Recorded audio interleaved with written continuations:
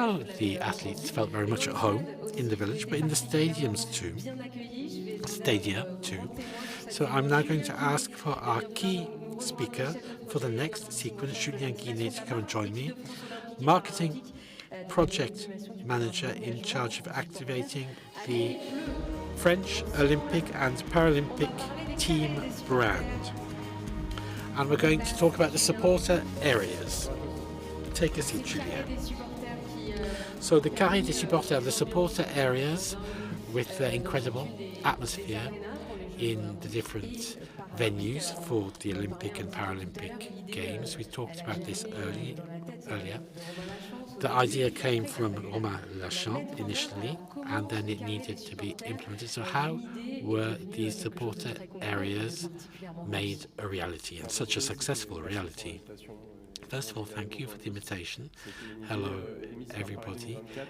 It was an innovation for Paris 2024. It's something that has never existed before for the supporters in the history of the game. The supporters don't really have a special place.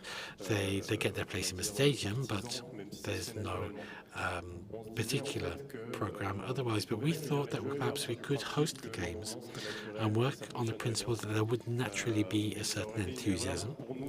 But it would have been a mistake for us not to organize this, and this is what we saw. The idea really was to make a difference in the stands, to really create the best conditions possible for the performance of our athletes, who should feel supported, and also with the supporter areas, because we identified a lot of lead supporters, about 1,000 lead supporters who were in the stands with their drums and their megaphones.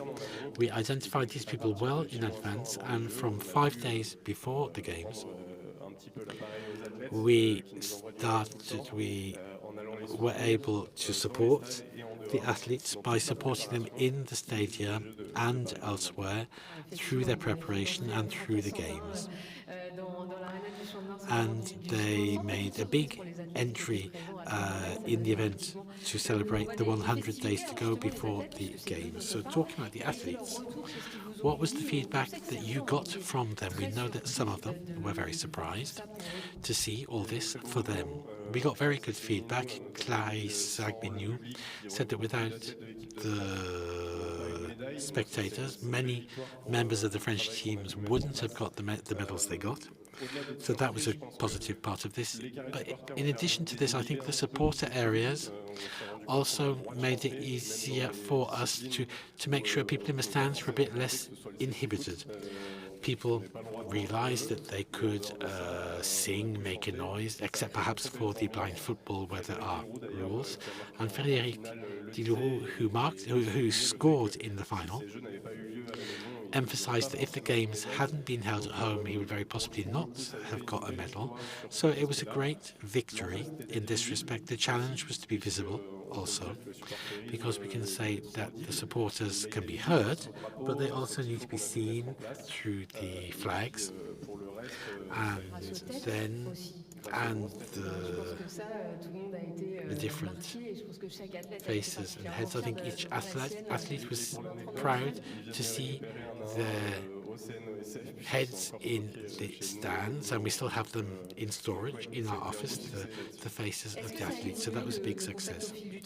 Did the concept change over time between the Olympic and Paralympic Games? Did you make any adjustments? There were some things that we did with even greater conviction.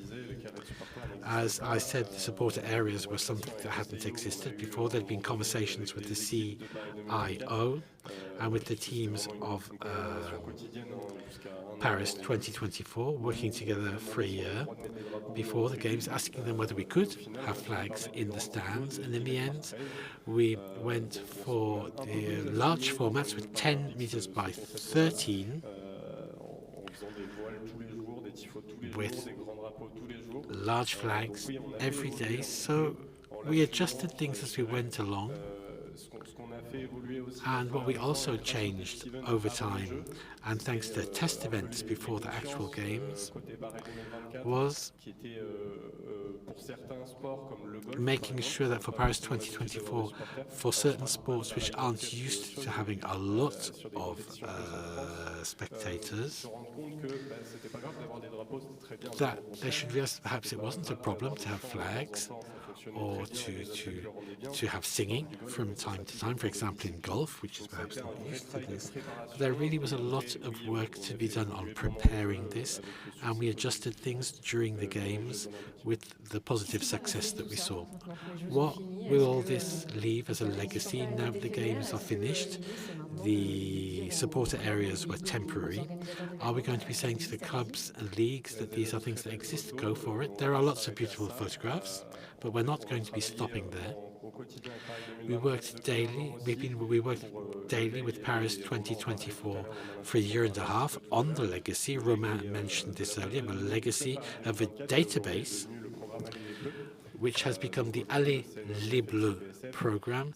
And so today the French National Olympic Committee has this community of fans that they can contact and can think about organising supporter areas in major events held in France, and also work more closely on VIP or premium experiences to meet athletes, and also to prepare Milan Cortina and LA, which is arriving quickly, and the French Alps in 2030. We know that during the Games, the CIO wants to continue with this concept of supporter areas, but it will depend on the local organising committees. But the Allez les Bleus programme wants to continue working on these ties between the members of the team, the members of the French team, and the supporters all year round, not just during the events. Thank you very much. Well done to all these leaders who, as you said earlier, have probably made it possible for us to get a few more medals in France through that atmosphere. Thank you very much, Julien, for being with us today.